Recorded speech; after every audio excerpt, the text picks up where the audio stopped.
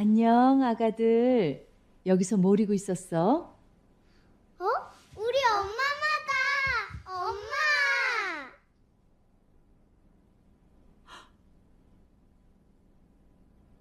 안녕하세요. 저는 올해 57살 오정숙이에요. 오늘 제가 들려드릴 이야기는요. 제가 12년 전에 내쫓은 딸이 죽고 나서 남기고 간 사진 한 장 때문에 제 인생이 통째로 뒤집어진 이야기예요. 끝까지 들어보시면 아마 가슴이 먹먹해지실 거예요. 이야기 시작 전 구독과 좋아요를 눌러주신다면 여러분의 가족과 주변 사람 모두에게 건강과 행복한 기운을 전달하실 수 있을 거예요. 자, 그럼 제 이야기 들어보세요. 저는 한진그룹 회장이에요. 매일 아침 7시에 서울 삼성동 본사 30층 회장실에 출근해서 수십 명한테 보고받고 수천억짜리 사업을 결제하고 하루 종일 사람들한테 둘러싸여 지내거든요. 근데 퇴근하고 한남동 400평짜리 집에 돌아오면요. 저를 맞아주는 사람이 단 한 명도 없어요. 남편은 8해 전에 간암으로 먼저 갔고 시어머니도 그로부터 2해 뒤에 돌아가셨어요. 형제도 없고 재혼도 안 했으니까 뭐 법적으로나 실제로나 저는 완전히 혼자인 거죠. 집 2층에 방이 하나 있는데요. 12년째 문을 한 번도 안 열었어요. 딸 수빈이가 20살까지 쓰던 방인데 수빈이가 나간 뒤로 아무것도 안 건드리고 잠궈뒀거든요. 가정부 이모한테도 그 방만큼은 청소하지 말라고 해뒀고요. 참 이 부분이 중요해요. 저한테는 딸이 하나 있었어요. 오수빈. 제가 22살에 낳은 외동딸인데 지금 살아있으면 32살이에요. 근데 12년 전에 그 아이를 집에서 내쫓고 나서 단 한 번도 얼굴을 못 봤어요.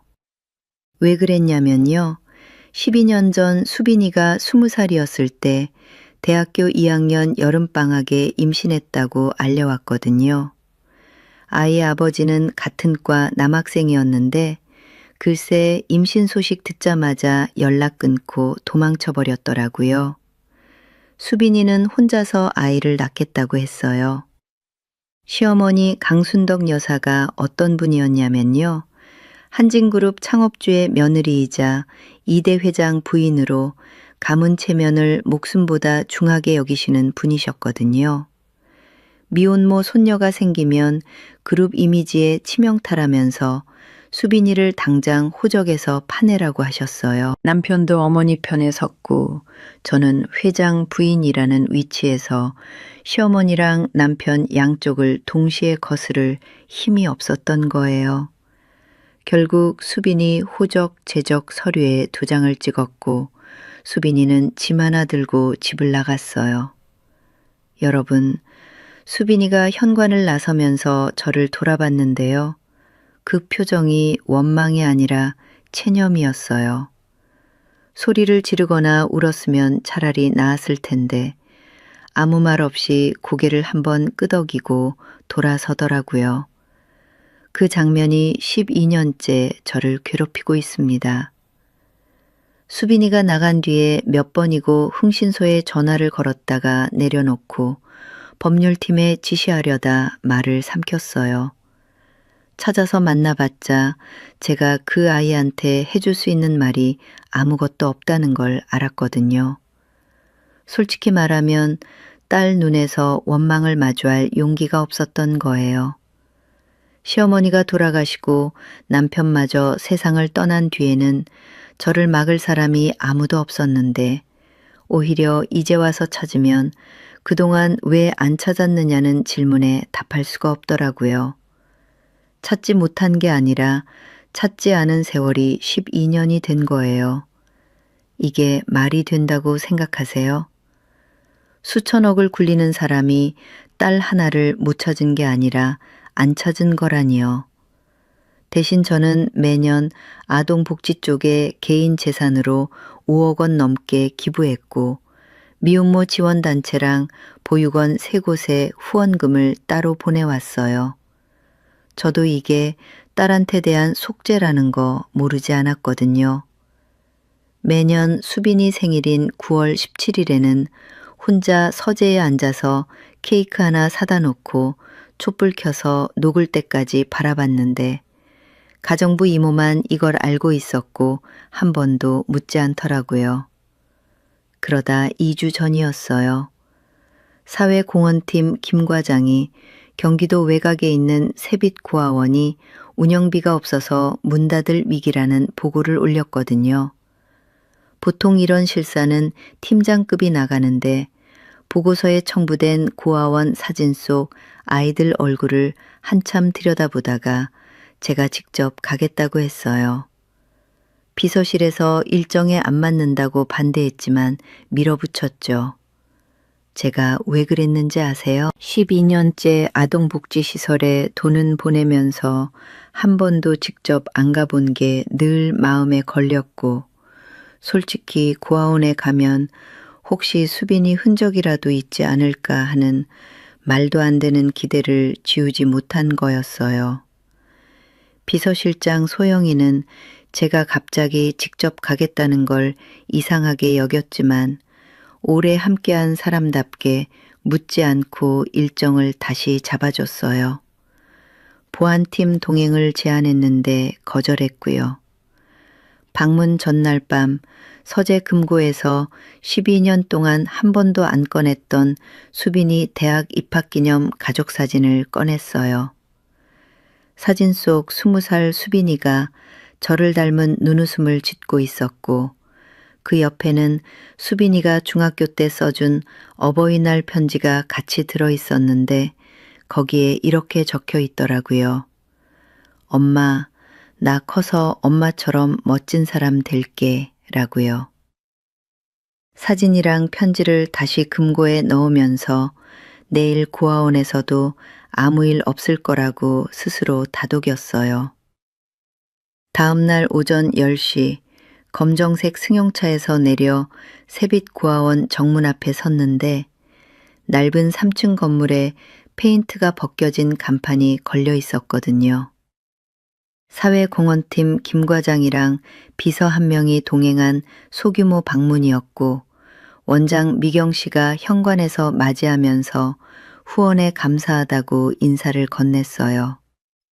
저는 시설 현황을 먼저 보겠다고 하고 복도를 따라 걸어 들어갔는데 어디선가 아이들 웃음소리가 들려왔어요. 12년간 비어있던 한남동 집에서는 한 번도 들어본 적 없는 소리였는데 저도 모르게 발걸음이 멈췄어요. 미경 씨가 1층 놀이방 문을 열어줬는데 20명쯤 되는 아이들이 블록놀이하고 그림 그리고 하면서 바닥에 흩어져 있었어요. 저는 아이들 사이에 어색하게 앉아서 인사를 건넸는데 대부분이 낯선 어른한테 경계심을 보이면서 슬슬 피하더라고요. 놀이방 담당 보육교사 서연이가 아이들한테 인사하자고 독려했는데도 아이들이 여전히 조심스러워해서 서연이가 저한테 살짝 귀띔을 해줬어요. 이 아이들 대부분이 버림받거나 부모를 잃은 경험이 있어서 낯선 어른한테 쉽게 마음을 안 연다고요. 김 과장이 시설 보수 현황이랑 재정 상태를 미경 씨한테 물어보는 동안 저는 놀이방 한쪽 구석에서 뭔가 눈에 걸리는 게 있었어요.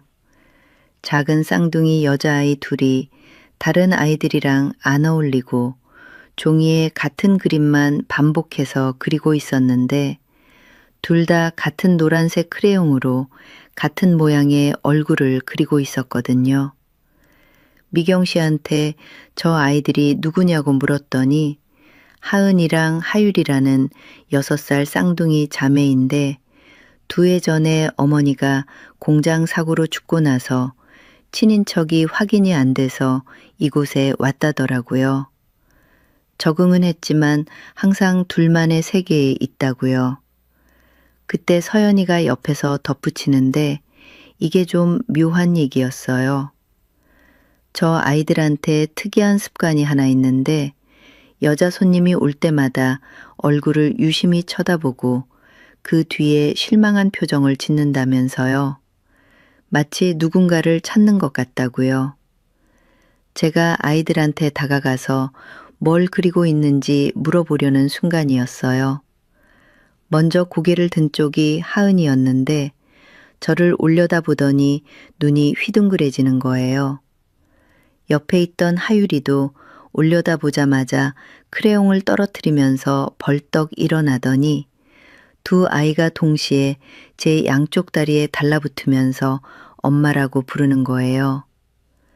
놀이방 안에 있던 아이들이랑 선생님들 시선이 전부 저한테 쏠렸고 저는 완전히 얼어붙어서 두 팔을 어디에 둬야 할지 모르겠더라고요.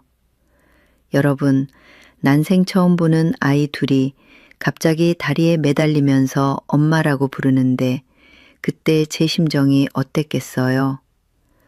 미경 씨가 급히 달려와서 아이들을 달래면서 떼어놓으려 했는데 하은이가 제 자켓자락을 꽉 잡고 안 놓았고 하율이는 울음을 터뜨리면서 가지 말라고 매달렸어요. 미경 씨가 저한테 사과하면서 아이들이 가끔 여성 방문자한테 이런다고 했거든요. 근데 여기서 서연이가 미경 씨 말을 정정했어요. 아이들이 여성 방문자한테 다가가는 건 맞는데 이렇게 격하게 매달리면서 엄마라고 부른 적은 한 번도 없었다고요. 자기가 새해 동안 이 아이들을 봐왔는데 이런 반응은 처음이라면서요. 들어보세요. 진짜. 여기서부터가 소름이 끼쳤어요. 미경 씨 표정이 확 바뀐 게 하은이가 주머니에서 접힌 사진 한 장을 꺼내더니 제 얼굴 옆에 대면서 같은 사람이라고 소리쳤을 때였거든요. 미경 씨가 그 사진을 가만히 들여다보더니 저를 번갈아 쳐다보면서 말을 잃었어요.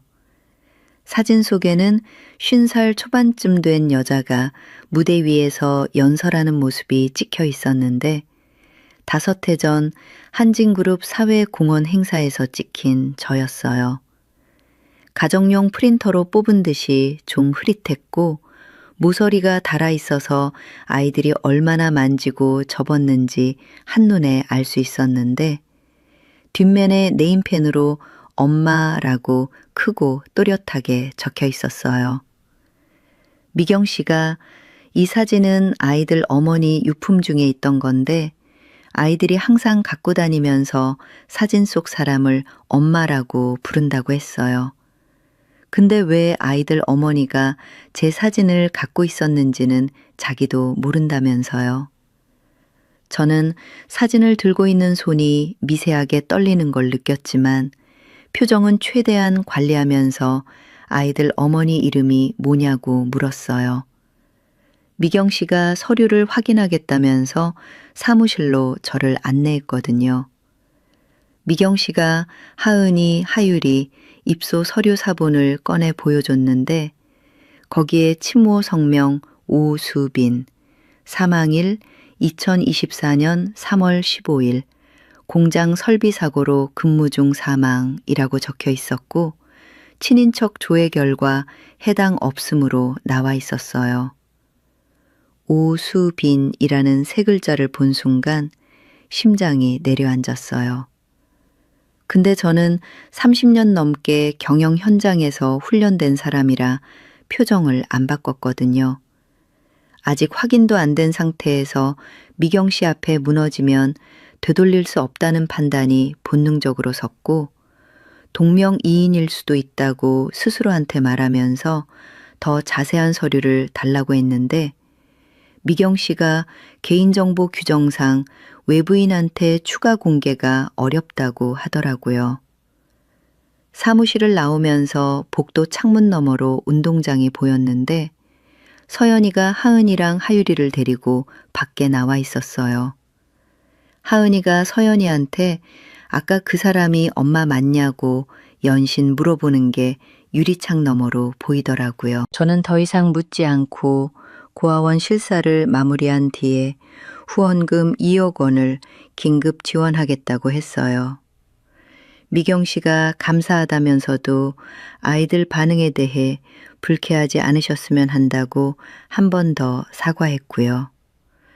차에 오르기 전에 놀이방 창문 너머를 봤는데 하은이랑 하유리가 유리에 얼굴을 딱 붙이고 저를 바라보고 있었어요. 하유리가 두 손을 유리에 대고 뭔가를 소리치는 게 입모양으로 보였는데 소리는 들리지 않았어요. 돌아오는 차 안에서 김 과장한테 지시했어요.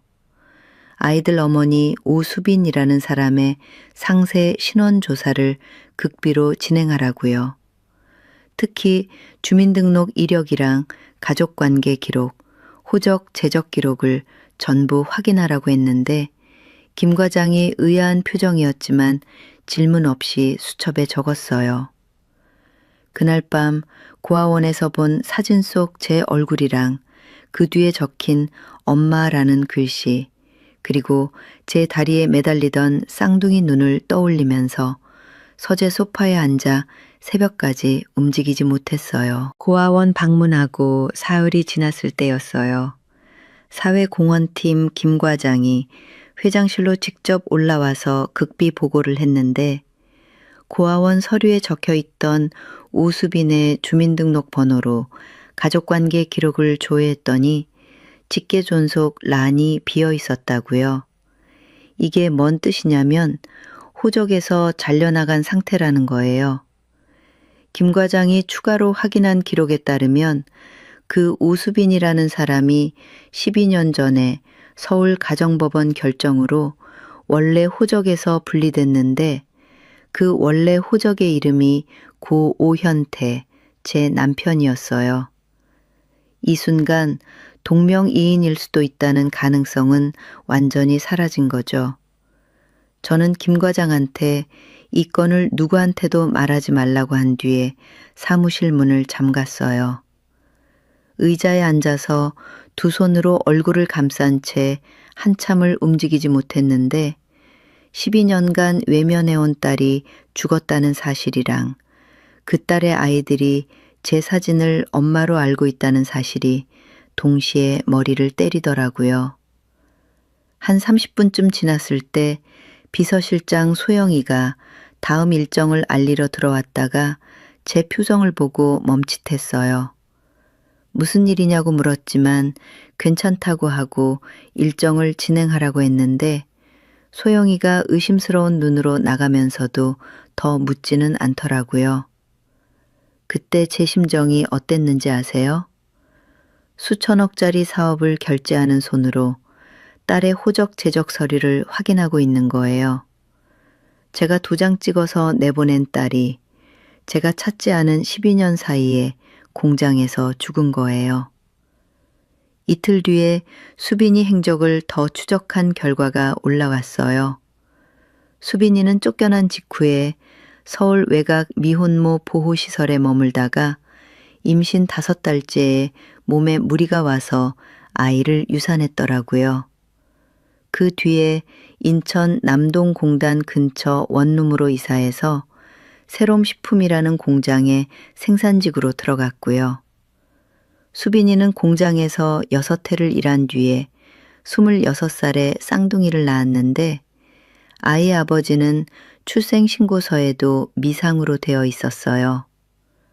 김 과장이 공장 동료나 주변 사람을 더 만나보지 않으면 아이 아버지가 누군지 알기 어렵다고 했고요. 수빈이는 낮에 공장 다니고 밤에는 편의점 알바를 하면서 쌍둥이를 키웠어요. 이웃한테 아이를 맡기거나 공장 안에 있는 임시 보육 공간을 이용하면서 4해를 그렇게 버티다가 2024년 3월 15일 야간 특근 중에 기계 사고로 현장에서 죽었다고요. 참, 김 과장 보고서에 수빈이 월급이 세금 떼고 189만 원이라고 적혀 있었어요. 여기서 월세 35만 원, 쌍둥이 어린이집 비용 40만 원, 생활비 빼면 남는 돈이 거의 없었을 거라는 걸 저는 계산할 수 있었거든요. 제가 매년 쓰는 개인 경비 한 달 치면 수빈이가 10해를 살 수 있었을 거예요. 지금 생각해도 이가 갈려요. 수빈이가 죽고 나서 인천시 아동보호기관에서 쌍둥이 친인척을 찾아봤는데 가족 기록에 윗사람이 없고 아버지 쪽 정보도 없어서 연고자 없음으로 처리됐더라고요. 이게 제가 가진 모든 돈과 사람에도 불구하고 손녀가 있는 줄 몰랐던 이유였어요. 제가 직접 잘라낸 호적이 제 손녀를 찾지 못하게 막은 거잖아요. 공장 쪽에서 산재를 인정해서 보상금이 4,800만 원쯤 나왔는데 받을 수 있는 사람이 6살짜리 쌍둥이밖에 없으니까 후견인이 정해질 때까지 돈이 묶여 있는 상태라고 했어요. 저는 김 과장한테 수빈이가 마지막으로 살던 곳 주소를 확인하라고 했고 인천 남동구에 있는 반지하 원룸이 아직 비어 있다는 답이 왔어요. 수빈이 죽고 나서 집주인이 유품을 안 치우고 보관하고 있다는 얘기도 같이 올라왔고요. 그 주 토요일 오전에 비서 없이 혼자 차를 몰고 인천 남동구로 갔어요. 내비게이션이 안내한 곳은 4층짜리 낡은 다세대 주택 반지하였는데 반층을 내려가는 계단 입구에 빗물 자국이 번진 벽을 보면서 여기서 수빈이가 아이 둘을 키웠구나 싶더라고요. 집주인 김영자 할머니가 68살이셨는데 제가 고인의 친정 어머니라고 밝히니까 놀라면서도 반가워하셨어요. 수빈 씨가 살아있을 때 친정 이야기를 한 번도 안 해서 가족이 없는 줄 알았다면서 다만 명절 때마다 혼자 아이들 재우고 베란다에 나와서 멍하니 하늘만 보고 있었다고 하더라고요. 김영자 할머니 말이 수빈이가 월세를 한 번도 안 밀렸고 아이들을 항상 깨끗하게 씻겨서 내보냈고 힘든 내색을 거의 안 했는데 한 번은 밤에 계단에 앉아서 울고 있는 걸 봤다고요. 무슨 일이냐고 물었더니 아무 일 아니라면서 웃었다고요. 여러분, 이거 들으면서 어떠세요? 저는 그 자리에서 다리에 힘이 풀리는 줄 알았어요. 김영자 할머니가 수빈이 남기고 간 짐이 상자 하나에 담겨 있다고 안내해 줬는데 상자 안에 아이들 작아진 옷가지, 아기 신발 2켤레, 분유통 하나, 그리고 편지봉투 하나가 들어 있었어요. 편지봉투 겉면에 수빈이 필체로 엄마에게 라고 적혀 있었는데 12년 전 수빈이가 대학 과제하면서 쓰던 그 특유의 둥근 글씨체 그대로였거든요. 저는 그 자리에서 편지를 열지 못하고 상자 전체를 차에 실어서 집으로 돌아왔어요. 서재에 문을 잠그고 1시간을 앉아 있다가 비로소 봉투를 열었는데 종이 2장에 빼곡하게 쓰인 수빈이 편지가 들어 있었어요. 편지 첫 문장이 이랬어요. 엄마, 이 편지를 읽고 있다면 내가 먼저 갔다는 뜻이라고요. 수빈이는 공장에서 일하면서 몸이 자주 아팠고 사고 위험을 느끼고 있었으니까 만약을 대비해서 이 편지를 써둔다고 적었더라고요. 근데 여기서 정말 중요한 게 나와요. 수빈이가 아이들한테 자기 사진 대신 왜 제 사진을 엄마라고 가르쳤는지 그 이유를 썼거든요. 자기가 죽으면 아이들은 아무 연고도 없이 고아원에 갈 텐데 제 사진을 알고 있으면 언젠가 어딘가에서 저를 알아볼 거라고요. 그게 아이들이랑 저를 다시 이어줄 유일한 끈이라고 썼어요. 제 사진은 공장 휴게실 컴퓨터에서 한진그룹 오정숙 회장을 검색해서 5해 전 행사 사진을 찾아 근처 사진관에서 500원 주고 뽑았다고요. 엄마 얼굴을 인터넷에서 검색해야 하는 딸이라니 웃기다고 그런 문장도 있었어요. 편지 끝에는 엄마가 나를 버린 게 아니라 버릴 수밖에 없었다는 걸 안다. 원망한 적 없다는 말이 있었고 마지막 줄에 이렇게 적혀 있었어요. 엄마 미안해 하지 마. 대신 이 아이들 꼭 찾아줘 라고요. 글씨가 끝부분으로 갈수록 흔들려 있었어요. 편지를 다 읽고 서재 바닥에 주저앉아서 소리 없이 울었어요. 수빈이가 저를 원망하지 않았다는 게 오히려 칼로 가슴을 찌르는 것 같더라고요. 그날 밤 수빈이 편지를 가슴에 안은 채 서재 소파에서 잠이 들었어요. 수빈이 편지를 읽고 나서 일주일 동안 회사에는 출근했어요. 근데 양육권이든 고아원이든 아무런 지시도 내리지 못했거든요. 법률팀에 전화를 걸었다가 끊기를 3번이나 반복했고 밤마다 편지를 꺼내 읽으면서도 행동으로 옮기지 못하는 제 자신한테 이가 갈렸어요. 12년 전 수빈이가 짐 싸서 나갈 때도 저는 이렇게 아무것도 못하고 서 있었거든요. 지금 또 똑같은 짓을 하고 있다는 걸 알면서도 할머니라는 사람이 갑자기 나타나서 아이들한테 또 다른 상처를 주는 건 아닌가 싶은 생각이 발목을 잡았어요. 여러분도 아시겠지만 잘못한 걸 아는데도 수습할 용기가 안 나는 게 제일 괴로운 거잖아요. 그 일주일 사이에 가정부 이모 말순이가 제 상태를 눈치챘어요. 12년간 같이 산 사람이니까 제가 밤에 서재에서 안 나오고 밥도 거의 안 먹고 새벽에 수빈이 방 앞에 서 있는 걸 다 봤던 거죠. 이모가 조심스럽게 혹시 수빈이 아가씨한테 무슨 소식 들으셨냐고 물었어요. 저는 이모한테 다 말했어요. 수빈이가 죽었다는 것, 수빈이 아이들이 고아원에 있다는 것, 그 아이들이 저를 엄마로 알고 있다는 것까지요. 이모가 한참 동안 아무 말 없이 서 있더니 그러면 당장 가셔야지 왜 여기 앉아 계시냐고 하더라고요. 12년 전에는 혼자였지만 지금은 아니지 않느냐면서요. 솔직히 이모 말 한마디로 확 바뀐 건 아니었어요. 근데 12년 동안 이 집에서 제 외로움을 가장 가까이에서 지켜본 사람이 하는 말이니까 마음 한구석이 움직이긴 했거든요. 그래도 저는 아직 법률팀에 연락을 못한 채 며칠을 더 보냈어요. 참, 여기서 한 사람을 소개해야 해요. 한진그룹 부사장이자 제 조카인 오재현이라는 사람이 있어요. 43살이고 5살 때 부모를 교통사고로 잃어서 고모인 저한테 맡겨졌는데 저는 남편 사망 후에 그룹 경영권 지키느라 이 아이를 직접 돌보지 못하고 매니저랑 가정교사한테 맡겼거든요. 재현이가 그걸 2번째 버림받은 거로 기억하고 있다는 걸 저는 한참 뒤에야 알았어요.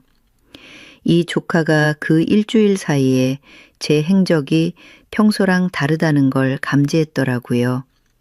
비서실을 통해서 제가 인천을 비공식으로 다녀왔다는 정보랑 사회공헌팀한테 극비 신원 조사를 시켰다는 정보를 입수한 거예요. 조카 밑에 경영기획실 이상훈이라는 실장이 있는데 이 사람이 비서실 후배 직원한테 점심을 사면서 가볍게 떠봤다고요. 회장님이 인천에서 뭘 하셨느냐고요. 비서실 직원은 자세한 건 모르지만 사회공헌팀 김 과장이 요즘 극비 보고를 자주 올린다는 정도를 흘렸어요. 제가 왜 이 조카 얘기를 하냐면요. 재현이는 쟤한테 자녀가 없으니까 한진그룹 다음 자리는 당연히 자기 거라고 20회 가까이 준비해온 사람이거든요. 실제로 경영대학원 마치고 본사에 합류한 뒤에 핵심 계열사 3곳 이사를 맡아서 실적도 쌓았고 이사회에서도 사실상 후계자로 인정받고 있었어요. 그러니까 제가 갑자기 경영 외에 뭔가 개인적인 일을 벌이고 있다는 게 이 사람한테는 신경이 쓰일 수밖에 없었던 거죠. 재현이는 아직 정확히 뭘 조사하는 건지 몰랐지만 촉이 좋은 사람이라 뭔가 경영 밖에 개인 일이 움직이고 있다고 판단했고 이상훈한테 제 동선이랑 지시사항을 더 파악하라고 시켰어요. 그때 제 심정이 어땠는지 아세요? 안에서는 수빈이 편지가 가슴을 누르고 밖에서는 조카가 제 뒤를 캐고 있었는데 정작 저는 전화기 한 통 못 드는 겁쟁이였던 거예요. 바로 그 일주일째 되는 금요일 오후였어요. 제가 회장실에서 여전히 아무 결정도 못 내리고 있을 때 비서실로 세빛고아원 미경 씨한테서 전화가 왔거든요. 미경 씨 목소리가 다급했어요. 쌍둥이 중에 하유리가 전날 밤부터 40도가 넘는 고열에 시달리다가 오늘 아침에 경련을 일으켜서 인천에 있는 길병원 응급실로 실려갔다고요. 배 쪽에 긴급 수술이 필요한데 수술 자체는 응급이니까 의료진 판단으로 진행할 수 있지만 수술 끝나고 나서 장기 입원이랑 추가 치료에 필요한 각종 동의서를 고아원 원장 자격만으로는 감당하기 어렵다면서요. 미경 씨가 이런 상황에서 법적 보호자나 친인척이 있으면 병원 쪽에서도 훨씬 안정적으로 치료를 진행할 수 있는데 관공서를 통하면 시간이 걸리니까 혹시 후원자 자격이라도 병원에 와주실 수 있느냐고 물었어요. 이게 미경 씨가 할 수 있는 마지막 수단이었던 거죠. 전화를 끊자마자 12년간의 망설임이랑 일주일간의 회피가 한순간에 무너지는 걸 느꼈어요. 비서한테 인천 길병원으로 차를 돌리라고 하면서 동시에 법률팀 수석 변호사 진우한테 전화를 걸었어요. 손녀라는 걸 확인하는 소송이랑 긴급으로 양육권 임시 확보하는 신청을 당장 준비하라고요. 진우가 할머니라는 걸 증명하려면 유전자 검사가 꼭 필요하고 법원에 검사 신청이랑 양육권 임시 확보를 같이 넣으면 빠르면 2주 안에 결과가 나올 수 있다고 했어요. 저는 오늘 당장 서류를 접수하라고 했습니다. 인천 길병원에 도착했을 때 하유리는 이미 수술에 들어간 상태였고 수술실 앞 복도에서 미경 씨가 하은이를 안고 앉아 있었어요. 하은이가 제 얼굴을 보자마자 미경 씨 품에서 빠져나와 달려왔거든요. 제 무릎에 앉아서 동생이 아프다고 울었고 저는 아이 등을 쓸면서 괜찮을 거라고 했어요. 하은이가 주머니에서 또 그 사진을 꺼내서 꼭 쥐고 있었는데 모서리가 저번에 봤을 때보다 더 달아있더라고요. 미경 씨가 저를 복잡한 표정으로 보다가 도대체 아이들이랑 무슨 관계냐고 물었어요. 저는 이 아이들 어머니가 제 딸이라는 것, 12년 전에 헤어졌다는 것만 밝히고 자세한 경위는 나중에 말씀드리겠다고 했거든요. 미경 씨가 잠시 저를 바라보다가 눈시울이 붉어지면서 일단 하율이 수술 끝나면 이야기를 더 나누자고 하더라고요. 아이들이 여자 손님 올 때마다 얼굴을 살폈던 게 결국 할머니를 찾고 있었던 거냐고 혼잣말처럼 중얼거렸어요. 하율이 수술은 2시간 만에 잘 끝났어요. 회복실에서 마취가 풀린 하율이가 눈을 떴을 때 옆에 하은이랑 제가 앉아 있는 걸 보고 희미하게 웃었는데 저는 그 순간 이 아이들을 반드시 제가 키우겠다는 생각이 온몸에 박히는 걸 느꼈어요. 하율이 수술 다음 주 월요일이었어요. 저는 수석 변호사 진우랑 같이 인천 가정법원에 갔어요. 할머니라는 걸 확인하는 소송이랑 양육권 임시 확보 신청서를 접수하고 동시에 저랑 쌍둥이 사이에 유전자 검사를 신청했거든요. 법원에서 2주 뒤에 검사 날짜를 잡겠다고 통보했어요. 진우가 법원을 나오면서 저한테 경고를 했어요. 이 소송이 접수되면 사건 번호가 생기고 법원 전산에 올라가니까 회사 안에서 제 동선을 추적하는 사람이 있다면 법원에 다녀왔다는 사실 자체가 노출될 수 있으니 대비해야 한다고요. 진우 말이 정확했어요. 같은 날 오후에 조카 쪽 이상훈이 비서실 직원한테서 제가 수석 변호사 진우랑 같이 인천 가정법원에 다녀왔다는 동선 정보를 입수했거든요. 바로 조카한테 보고가 올라갔고요. 조카가 뭘 했냐면 진우 변호사의 전문 분야가 가족 관련 소송이라는 걸 확인한 거예요. 고모가 인천에서 극비 신원조사를 하고 이제 가정법원에 가족 전문 변호사랑 같이 갔다는 걸 종합하니까 가족 관련 법적 절차를 밟기 시작했다는 결론이 나오는 거잖아요. 이게 자기 승계에 어떤 영향을 미칠지 바로 계산하기 시작한 거죠. 참, 이 부분이 중요해요. 조카가 왜 이렇게 민감하게 굴었냐면 한진그룹 지배구조 때문이에요. 제 개인 지분이 32%인데 특수관계인 지분까지 합치면 반이 넘거든요. 제가 직계 혈육한테 지분을 넘기기로 결정하면 조카의 7% 지분으로는 아무것도 못하는 거예요. 조카는 이사회 안에서 자기 영향력이 강한 바깥 이사 3명이랑 비공식으로 저녁을 같이 했어요. 회장님이 갑자기 개인 일로 법원에 다니고 있고 경영 집중도에 문제가 생길 수 있다는 우려를 슬쩍 심어놓은 거죠. 구체적인 내용은 안 밝히되 적절한 때에 이사회 안건으로 올릴 수 있다는 암시를 남겼고요.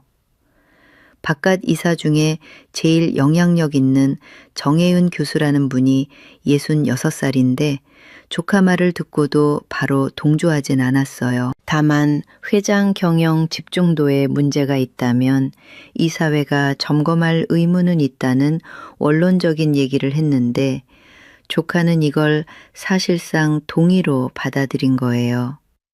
여러분, 근데 여기서 조카가 더 교묘한 짓을 했어요. 조카가 익명으로 세빛고아원에 우편을 보냈거든요. 한진그룹 회장이 고아원 아이를 그룹 승계 목적으로 이용하려 한다는 내용의 투서였어요. 미경 씨가 이걸 받았고요. 미경 씨는 병원에서 제가 딸이랑 헤어졌다는 핵심 사실을 밝힌 거에 마음이 어느 정도 열려 있었는데 이 투서를 받고 나서 다시 의심이 고개를 든 거예요. 자세한 사정은 아직 못 들은 상태에서 재벌 회장이 아이를 데려가겠다는 상황 자체가 아이들을 돌보는 현장에서는 경계 대상이 될 수밖에 없잖아요. 미경 씨가 보육교사 서연이한테 이 투서를 보여주면서 어떻게 생각하느냐고 물었는데 서연이가 수술 당일 제가 보여준 태도는 진심으로 보였지만 아이들 복지를 최우선으로 생각하면 신중하게 접근하는 게 맞다고 했대요. 미경 씨도 그 말에 동의해서 저한테 면회를 자제해달라고 결정한 거예요. 미경 씨한테서 전화가 왔어요. 법적 절차가 끝나기 전까지는 아이들 면회를 자제해달라고요. 자기도 아이들을 보호할 의무가 있고 투서 내용에 대해서 인천시 아동보호기관에 확인을 요청하겠다고 통보하더라고요. 그때 제 심정이 어땠는지 아세요?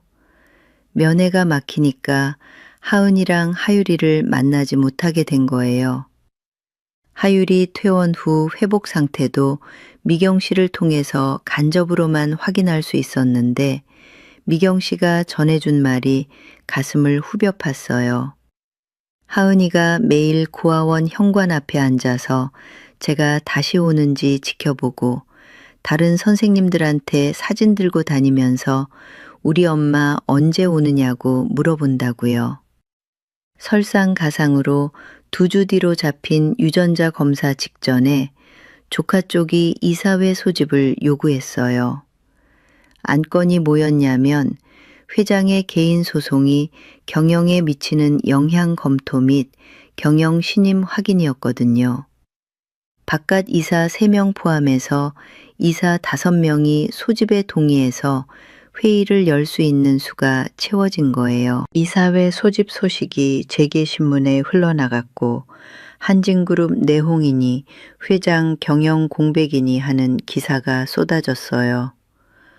주가가 하루 만에 3% 넘게 빠졌고 비서실장 소영이가 기사를 정리해서 보고하면서 기사 출처가 우리 회사 안쪽 경영기획실 쪽에서 기자들이랑 접촉한 흔적이 있다고 귀뜸해줬어요. 소영이 보고를 통해서 조카 쪽 움직임이 처음으로 윤곽이 잡히기 시작했어요. 진우는 이사회 대응이랑 양육권 소송을 동시에 하려면 우선순위를 정해야 하고 이사회에서 경영 신임이 부결되면 회장직 자체가 흔들려서 양육권한테도 나쁜 영향이 간다고 경고했거든요. 저는 진우한테 양육권 소송은 절대 멈추지 말라고 했어요. 이사회 대응은 따로 진행하되 핵심은 이 소집을 누가 왜 이 시점에 요구했는지를 이사들한테 똑똑히 보여주는 거라고 방향을 잡았죠. 비서실장 소영이한테는 조카의 최근 3달 동선이랑 이사회 멤버들이랑 만난 기록을 정리하라고 했고 법률팀한테는 세빛 고아원에 날아온 익명투서의 발송 경위를 추적하라고 시켰어요. 조카가 이 투서 배우라면 그게 이사회 공작이랑 연결된다는 걸 증명할 수 있다고 봤거든요. 진운의 법률팀이 투서 봉투의 우편 소인이랑 인쇄 방식, 발송 우체국을 분석했더니 투서가 한진그룹 본사 근처 삼성동 우체국에서 나갔고 똑같은 글씨체랑 인쇄 설정으로 출력된 문서가 경영기획실 프린터 기록이랑 일치한다는 첫 번째 증거가 나왔어요. 거기다가 소영이가 정리한 조카 동선 기록을 투서 발송일이랑 맞춰봤더니 투서가 나간 날 이상훈이 점심시간에 본사를 나와서 삼성동 우체국 방향으로 간 출입 기록이 확인됐거든요. 이게 프린터 기록이랑 합쳐지면서 투서를 누가 보냈는지 사실상 특정할 수 있는 증거가 갖춰진 거예요. 유전자 검사가 이틀 앞으로 다가온 시점에서 저는 양육권 소송 결과랑 조카의 방해 공작 증거 확보 그리고 이사회 대응까지 3개를 동시에 돌려야 했어요. 12년간 아무것도 안 하고 도망만 다녔던 제가 이제는 단 하루도 멈출 수 없는 상황에 내몰린 거였어요. 유전자 검사 당일이었어요. 인천 가정법원에서 지정한 병원에 갔는데 미경 씨가 하은이랑 하율이를 데리고 나와 있었어요. 아이들이 오랜만에 저를 보자마자 또 달려오려고 했는데 미경 씨가 저지했고 저는 멀리서 아이들한테 손만 흔들었어요. 검사할 때 하율이가 낯선 의료기구에 겁을 먹고 울음을 터뜨렸는데 하은이가 동생 손을 잡고 안 아프다고 달래면서 이거 하면 엄마 만날 수 있다고 하는 걸 저는 떨어진 자리에서 지켜봤거든요. 이 아이들한테 제가 엄마를 만나게 해주는 과정이라는 게 가슴을 쥐어짜더라고요. 검사 결과는 닷새 뒤에 나온다고 했는데 그 닷새가 이사회 소집일이랑 거의 겹쳤어요. 이사회가 검사 결과 발표 하루 전인 수요일에 열리게 됐는데 조카 쪽이 결과 나오기 전에 경영 신임 문제를 먼저 터뜨리려는 속셈이 뻔했죠. 이사회 전날 진우가 최종 증거 자료를 들고 왔어요. 소영이가 정리한 조카 동선 기록이랑 법률팀이 확보한 투서 증거를 합쳐놓으니까 조카가 이상훈을 시켜서 제 동선을 캔 날짜, 바깥이사 3명이랑 비공식으로 만난 장소랑 시간, 투서 출처가 경영기획실 프린터랑 일치하고 발송일에 이상훈이 삼성동 우체국 쪽으로 이동한 기록까지 전부 하나의 흐름으로 연결되더라고요. 진우가 이 자료를 이사회에서 직접 공개하는 게 제일 효과적이라고 했어요. 조카가 부인하면 프린터 출력 시간대랑 이상훈 출입 기록을 맞춰놓은 2번째 증거까지 준비해뒀다면서요. 저는 그 전략을 승인했고요. 이사회 당일 삼성동 한진그룹 본사 임원회의실에 이사 9명이 모였어요. 조카가 부사장 자격으로 참석해서 발언을 했는데 회장님의 개인적 소송이 경영 공백을 만들고 있고 주가 하락이랑 시장 불안을 감안하면 경영체제를 점검해야 한다는 취지였어요. 개인사를 문제 삼는 게 아니라 경영 집중도를 우려하는 거라면서 명분을 세웠고 정혜은 교수가 이사회 감독 기능 차원에서 점검은 정당하다는 지지 발언을 하니까 분위기가 조카 쪽으로 기우는 것 같았어요. 근데 여기서 반전이 있어요. 저는 조카 발언이 끝나기를 기다렸다가 진우를 통해 준비한 자료를 이사들한테 돌렸어요. 거기에 뭐가 들어있었냐면 조카가 바깥 이사 3명이랑 비공식으로 만난 날짜랑 장소, 이상훈이 비서실 직원한테 제 동선 정보를 요청한 내역, 그리고 세빛 고아원에 보낸 익명 투서가 본사 근처 우체국에서 나갔고 경영기획실 프린터 기록이랑 일치하며 발송일에 이상훈이 그 우체국 방향으로 간 기록까지 전부 담겨 있었어요. 저는 이사들한테 똑똑히 말했어요. 이번 이사회 소집 자체가 경영 우려가 아니라 부사장의 개인적 승계 불안에서 나온 거고 고아원 아이들 보호를 방해하려고 익명 투서까지 보낸 행위는 경영진으로서 도덕성에 심각한 문제가 있다고요. 조카가 투서는 자기가 한 게 아니라고 부인했는데 프린터 출력 기록이랑 이상훈 출입 기록이 나오니까 더 이상 말을 못 하더라고요. 정혜은 교수가 한동안 자료를 넘기면서 읽더니 자기도 부사장이랑 비공식으로 만난 자리에서 충분한 맥락 없이 우려를 전달받은 게 사실이라고 인정했어요. 이사회 감독 기능을 명분으로 이용당한 거에 대해 유감이라면서요.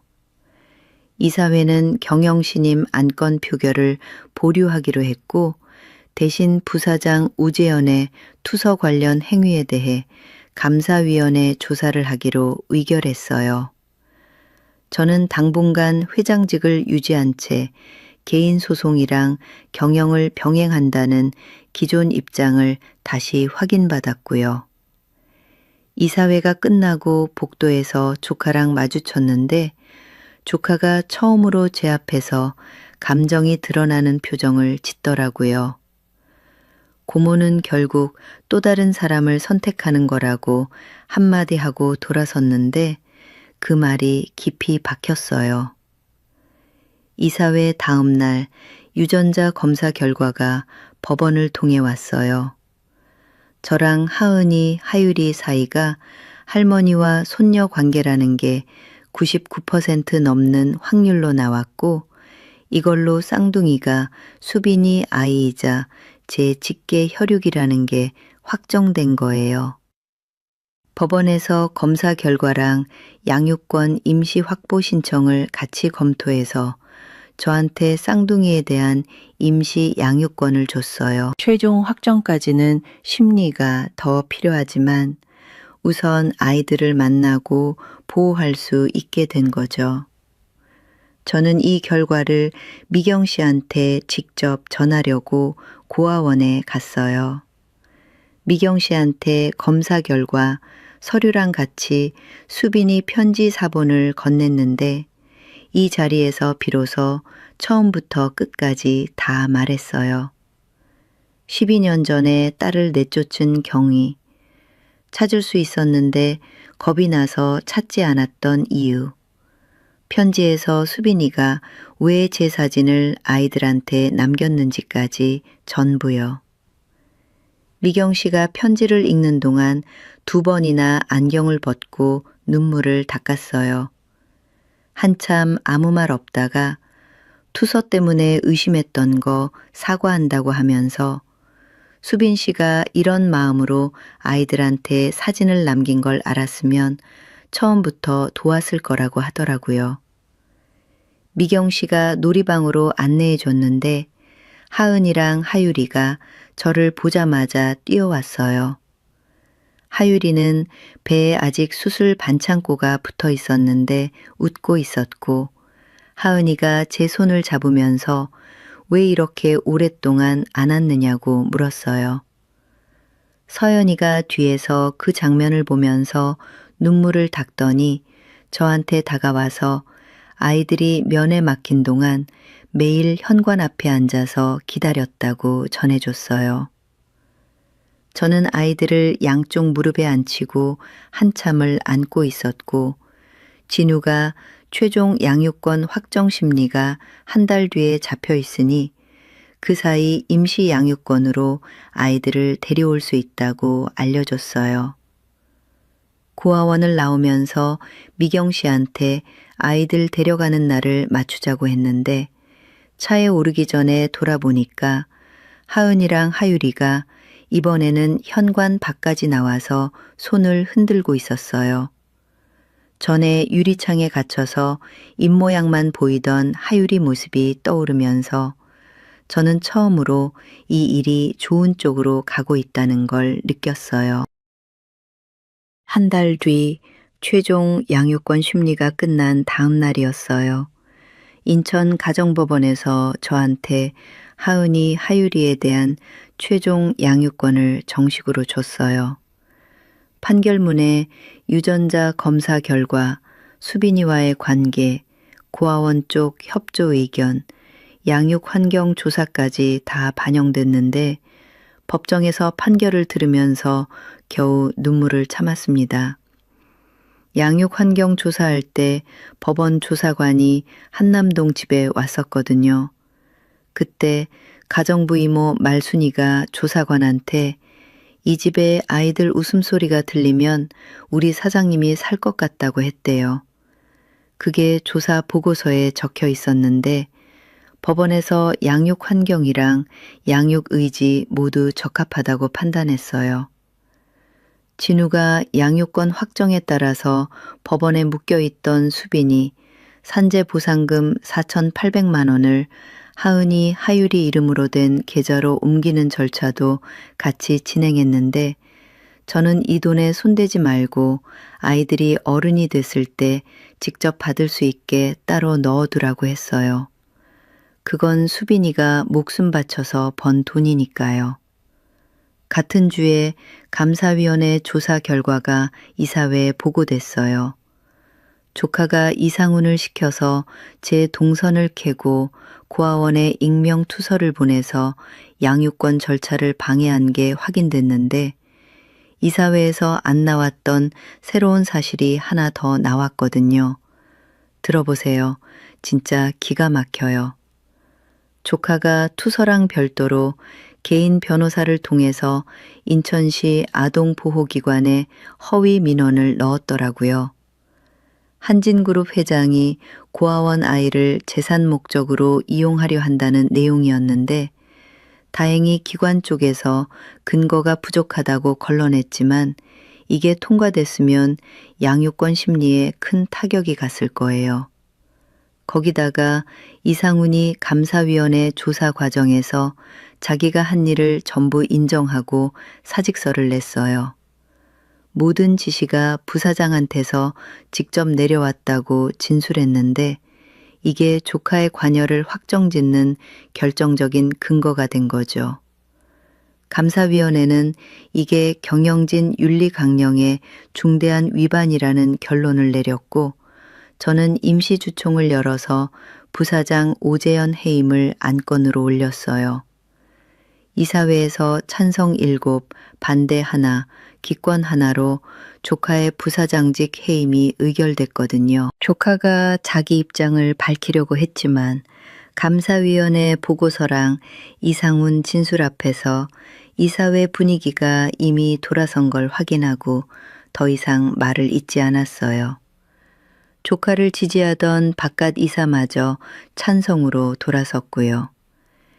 해임 의결 직후에 저는 이사회에서 조카한테 퇴직금 전액이랑 별도로 조카 이름으로 된 지분 7%에 대한 적립금 180억 원을 지급하겠다고 밝혔어요.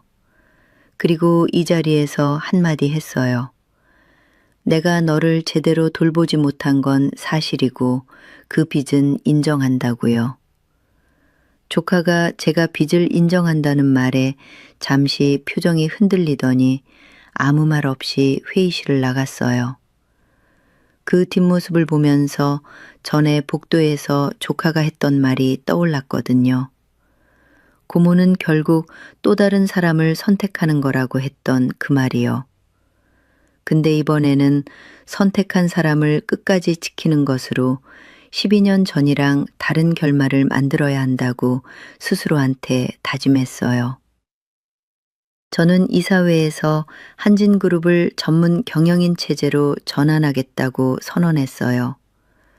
경영총괄을 기존 부회장한테 맡기는 구조를 제안해서 이사회 승인을 받았는데 이 자리를 지키려고 12년 전에 수빈이를 버렸던 제가 이제 이 자리를 내려놓으면서 수빈이 아이들을 택하는 거였어요.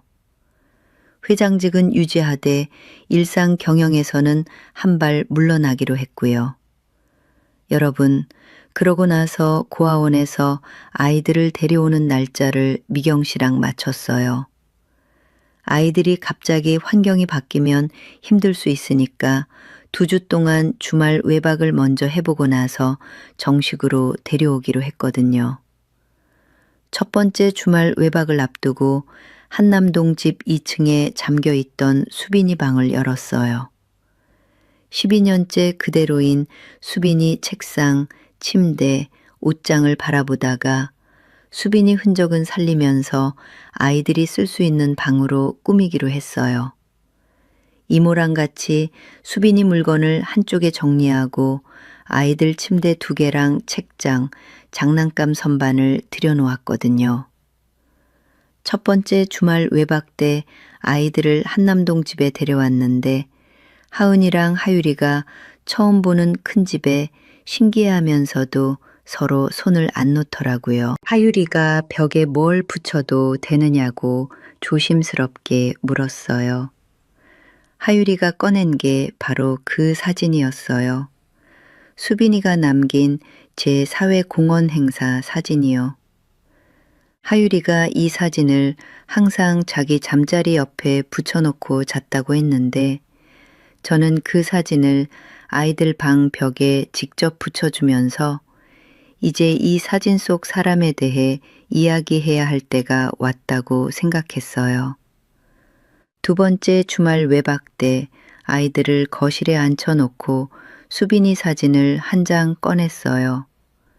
수빈이 반지하 집에서 가져온 유품 상자 안에 있던 공장 사원증 사진이었는데 26살쯤 수빈이가 작업복 입고 피곤한 얼굴로 웃고 있었거든요. 아이들한테 벽에 붙인 사진 속 사람은 엄마가 아니라 할머니이고 내가 바로 그 할머니라고 말했어요. 그리고 이 작업복 입은 사진 속 사람이 너희를 낳아준 진짜 엄마이고 엄마 이름은 오수빈이라고 알려줬는데 하은이가 한참 동안 두 사진을 번갈아 보면서 혼란스러워했어요. 하율이가 그러면 엄마는 어디 있느냐고 물었고 저는 엄마가 하늘나라에 갔다고 말했어요. 하율이는 울기 시작했고 하은이는 울지 않고 제 얼굴을 가만히 보다가 할머니가 엄마냐고 되물었거든요. 그렇다고 했더니 하은이가 잠시 생각하더니 제 손을 잡았어요. 그 작은 손이 제 손가락을 하나하나 감싸지는 걸 느끼면서 수빈이도 어릴 때 제 손가락을 이렇게 하나씩 잡곤 했다는 게 떠올랐어요. 2주간의 주말 외박이 끝나고 정식으로 고아원에서 아이들을 데려왔어요. 미경 씨가 아이들 짐을 챙겨줬고 서연이가 아이들을 안아주면서 선생님이 항상 응원한다고 했어요. 차에 올라탄 하율이가 뒷좌석에서 제 자켓 소매를 움켜쥐고 안 놓았고 하은이는 반대쪽에 앉아서 차창 밖을 보다가 조용히 물었어요. 할머니, 우리 이제 어디 가느냐고요? 저는 대답했어요. 집에 가는 거야. 아이들을 집에 데려온 지 3달이 지났어요. 한남동 집이 12년 동안 저 혼자 돌아다니던 400평짜리 무덤 같은 곳이었는데 하은이랑 하율이가 들어오고 나서는 아침마다 복도를 뛰어다니는 발소리, 밥 먹으면서 다투는 소리, 잠들기 전에 이야기해달라고 조르는 소리로 가득 찼거든요. 가정부 이모 말순이가 아이들 오고 나서 이 집이 드디어 집 같다고 하면서 매일 아침 아이들 식단을 짜다가 수빈이 아가씨가 좋아하던 된장찌개를 아이들도 좋아한다고 혼잣말하는데 그 말 들을 때마다 가슴이 뜨거워졌어요. 저는 아이들 소학과 유치원, 생활 일정을 직접 관리했어요. 비서실에 맡기는 대신 제가 아침에 아이들 깨우고 유치원에 데려다주고 오후에 데려오는 걸 매일 루틴으로 만들었는데 경영을 전문 경영인한테 맡긴 덕에 이게 가능했던 거죠. 근데 아이들이 적응하는 과정이 쉽지만은 않았어요. 하율이는 밤에 자주 깨서 울었고 하은이는 제가 외출하면 극도로 불안해하면서 현관문 앞에 앉아서 제가 돌아올 때까지 꼼짝도 안 하더라고요. 아이 상담 선생님이 이게 버림받은 경험에서 오는 거라고 했어요. 그래서 제가 어떻게 했냐면 외출 시간을 최대한 줄이고 나가더라도 정확한 시간에 돌아오는 걸 계속 반복했어요. 이 사람은 돌아오는 사람이다. 그걸 아이들한테 심어준 거죠. 3달이 지나니까 하은이가 더 이상 현관 앞에 안 앉아 있었고 하율이가 밤에 깨는 횟수도 일주일에 5번에서 1번으로 줄었어요. 여러분, 근데 이 이야기를 꼭 해드리고 싶어요. 유치원에서 하은이가 가족 그림을 그려왔는데 키 큰 할머니랑 키 작은 쌍둥이가 있고 하늘에 날개 달린 사람이 하나 그려져 있었거든요. 유치원 선생님이 이게 누구냐고 물었더니 하은이가 하늘에 있는 우리 엄마라고 대답했대요. 그 얘기를 전해 듣는데 목이 막히더라고요. 아이들 방에는 사진 2장이 나란히 걸려 있었어요. 하나는 수빈이가 남긴 제 사회공헌 행사 사진이고 다른 하나는 제가 붙여준 수빈이 공장 사원증 사진이었는데 하은이가 매일 잠들기 전에 2 사진을 번갈아 보면서 엄마한테 잘 자라고 인사하는 습관이 생겼어요. 어느 날 하은이가 저한테 물었어요. 엄마는 왜 할머니 사진을 자기들한테 줬느냐고요. 저는 고민 끝에 아이들이 알아들을 수 있는 말로 설명했어요. 엄마가 혹시 자기가 아프면 할머니가 너희를 찾을 수 있게 할머니 얼굴을 알려준 거라고요. 하은이가 한참 생각하더니 엄마 똑똑하다고 하는데 그 한마디에 웃음이 나오면서 동시에 코끝이 시큰했어요. 저는 수빈이 편지 원본을 서재 책상 위에 놓고 매일 봤어요. 특히 마지막 줄, 엄마 미안해 하지 마. 대신 이 아이들 꼭 찾아줘. 이 문장을 읽을 때마다 수빈이가 저한테 준 마지막 기회이자 마지막 벌이라는 생각이 들었거든요. 아이들 데려온 지 석 달째 되는 주말에 하은이랑 하유리를 데리고 인천으로 갔어요. 수빈이가 묻힌 인천 가족공원 묘지 납골당 앞에 셋이 나란히 섰거든요. 여기가 엄마 있는 곳이라고 했더니 하유리는 벽에 새겨진 수빈이 이름이랑 사진을 보면서 손가락으로 글자를 더듬었고 하은이는 주머니에서 유치원에서 그린 그림을 꺼내더니 엄마한테 선물이라면서 납골당 앞에 놓았어요. 할머니랑 쌍둥이랑 하늘의 엄마가 함께 있는 그 가족 그림이었어요. 저는 수빈이 이름이 새겨진 벽 앞에 서서 속으로 말했어요. 네가 나를 용서했다고 했지만 나는 아직 나를 용서 못했다고. 다만 네가 남긴 숙제는 반드시 하겠다고요. 납골당을 나오는 길에 수빈이 옛 반지하 원룸 근처를 지나갔는데 하은이가 여기 안다면서 엄마랑 살던 데 가깝다고 하더라고요. 아이들 기억이 아직 생생하다는 게 놀라우면서 이 아이들이 반지하에서 보낸 4해가 어땠을지를 처음으로 아이들 눈높이에서 생각했어요.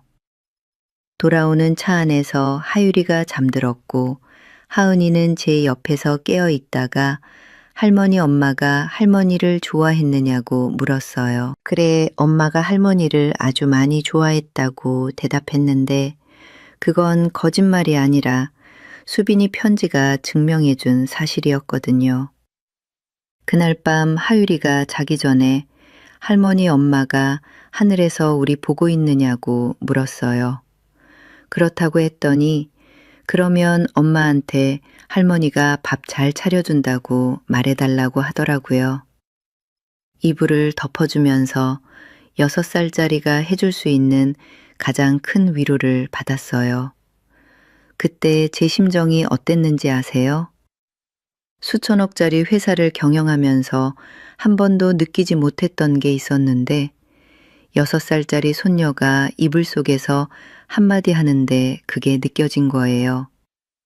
그 뒤로 저는 대표이사직에서 공식적으로 물러나서 이사회 의장으로만 남았어요. 물러나는 자리에서 경영에만 매달리면서 놓친 게 너무 많았고 이제는 가족한테 진 빚을 갚을 시간이라고 밝혔어요. 조카는 해임 후에 지분 적리금을 받고 한진그룹을 완전히 떠났다는 소식을 들었어요. 그 뒤로 따로 연락은 없었지만 비서실을 통해서 조카가 중소기업 경영 컨설팅 회사를 차렸다는 걸 확인했거든요. 언젠가 직접 찾아가서 그때 못한 이야기를 해야 한다는 숙제를 하나 더 안았어요. 수빈이가 세상을 떠나면서 남긴 건 작아진 아이 옷 몇 벌, 공장 사원증 사진 한 장, 제 사진 한 장, 편지 한 통 뿐이었어요. 근데 그 사진 한 장이 12년의 단절을 넘어서 세 세대를 다시 이어준 끈이 됐고 아이들이 고아원에서 제 얼굴을 알아본 그 순간이 모든 것의 시작이었거든요. 아이들이 잠든 밤, 아이들 방문을 살짝 열고 둘이 나란히 누워있는 걸 확인하는 게 하루의 마지막이 됐어요. 벽에 걸린 수빈이 사진이랑 제 사진이 야간등 불빛 아래 나란히 빛나고 있었고요. 문을 닫으면서 수빈이한테 말했어요. 늦어서 미안하다. 네 편지 마지막 부탁. 이 아이들 꼭 찾아줘. 그거 남은 생 다 바쳐서 지킬게. 여러분, 제 이야기 여기까지예요. 저는 12년이라는 시간을 겁쟁이처럼 살았어요. 찾을 수 있었는데 안 찾았고, 말할 수 있었는데 안 했고, 수빈이가 반지하에서 아이 둘을 키우면서 편의점 알바를 뛰는 동안 저는 400평짜리 집에서 혼자 케이크 촛불이나 바라보고 있었거든요. 그게 속죄인 줄 알았어요. 근데 수빈이가 편지에 그랬잖아요. 미안해하지 말고 대신 아이들을 찾아달라고요. 수빈이는 원망 대신 끈을 남겼어요. 사진관에서 500원 주고 뽑은 사진 한 장이 12년 동안 아무것도 못했던 저를 결국 움직이게 한 거예요. 여러분한테 이런 말씀 드려도 될지 모르겠는데요. 혹시 마음속에 연락 한번 못하고 있는 사람이 있으시면 너무 오래 미루지는 마세요. 저처럼 상대가 먼저 가버리고 나면 후회해도 소용이 없거든요. 전화 한 통, 그게 안 되면 문자 한 줄이라도 보내세요. 그게 12년 후회보다 나아요. 지금은 매일 아침 아이들 발소리에 눈을 뜨고 저녁에 잠든 아이들 이불을 덮어주면서 하루를 마무리해요.